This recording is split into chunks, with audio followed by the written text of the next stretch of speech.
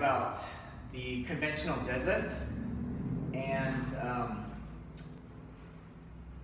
just go over some basic techniques on how to execute this lift.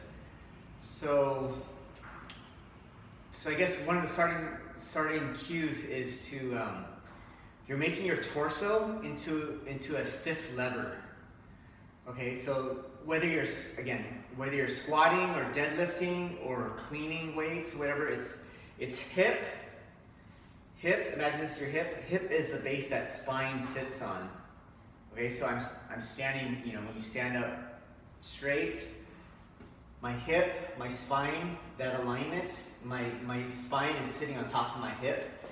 And whenever you're doing any of these big lifts, you want to maintain that relationship between your hip and spine.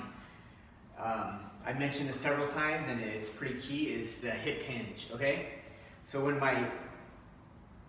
my hip folds forward, as my hip folds forward, my spine is tracking my hip. And that's when you see the lower back stays flat, okay? And that's pretty key. Okay, so as you do a deadlift or the setup for a conventional deadlift, approach the bar and take a hip width stance, okay? For a squat, it's usually like heels about shoulder width, and then for a conventional deadlift, heels about hip width. And what I'm doing here is lining the bar up right over midfoot. And then again, that hip hinge, okay, keep your chest up. And when you execute the lift, like, make sure you just really inflate your lungs big and get your chest up and arch your back. And imagine that your arms are just cables coming out of your body. Okay, so you're making your torso into a stiff lever, your arms are cables, and you're just holding onto the bar. And you position yourself such that you're generating power force with your legs, okay? So push off midfoot, get in the right position, push off midfoot, and then when the bar's up around your knees, just keep it closer, like in a sense, just drag it up your thighs and just stand up nice and tall at attention. And to set it down, you just reverse what you did to stand up. So to set it down, you just set it back down right over midfoot, hinge over, and let your hips go back a bit. Because when you set it down, as you let your hips go back, your knees are gonna move back a little bit and get out of the way of the bar. A lot of times people will try setting it down and push the bar away from them because they don't want it hitting their knees. Well, to keep the bar from not hitting your knees, it's like hinge back over and your hips will go back and then your knees will get out of the bar's path. I'll do a few reps and then maybe add some more commentary here. Okay, so I get close to the bar, toes out like maybe 2 or 3 degrees, chest up, fold at the waist, okay, grab on right on the outside of my legs here. If you notice my back is flat, breathe in big.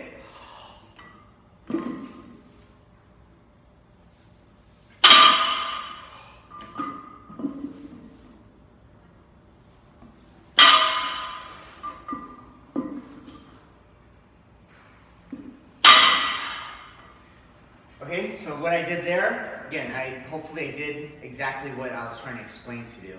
I was, talking through it. So, chest up, hip hinge. Your arms are just cables, like I kind of call like the human crane in a sense. If these cranes, where they're constructing these high-rise buildings, it's like the metal part, the arm, I guess, and then you have the cables coming down to pick up the load. Well, imagine the crane cables, that's your arm. Okay, so you want to keep your chest up and you're making your torso into, again, a rigid lever that efficiently transfers the force generated by your legs. Okay, it depends on how tall you are and how long your torso is compared to your legs. like your torso angle. If you imagine this is your head here. Typically, if you have a person has a longer torso and shorter legs, they're probably going to have a little steeper torso angle.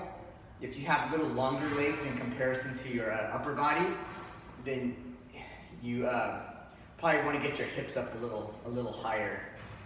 And I guess the key thing on this is breathe in big, keep your abs tight, lock your lats down, and I like cueing clients to push off the ground mid-foot. So that initial part of the pull, you're gonna be using your, generating a little more power with your quads.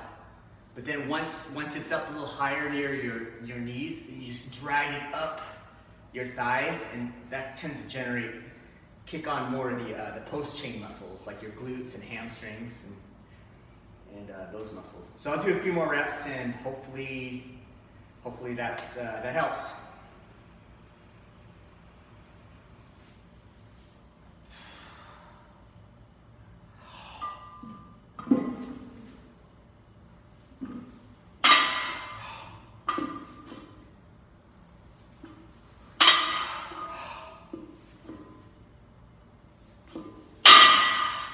You notice that every rep I just like breathe in big and inflate, okay?